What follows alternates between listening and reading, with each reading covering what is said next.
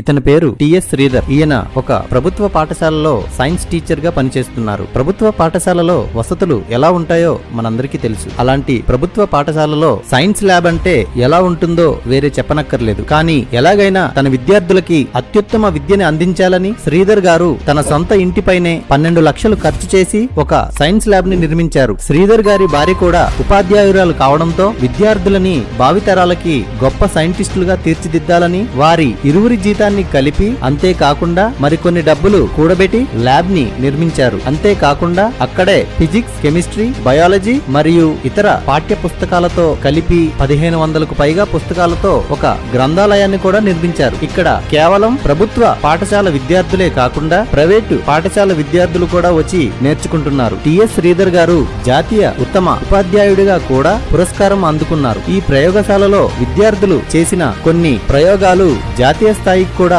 ఎంపిక అయ్యాయి. ఇలాంటి గొప్ప మనసున్న ఉపాధ్యాయులు దొరకడం నిజంగా విద్యార్థులు చేసుకున్న అదృష్టం.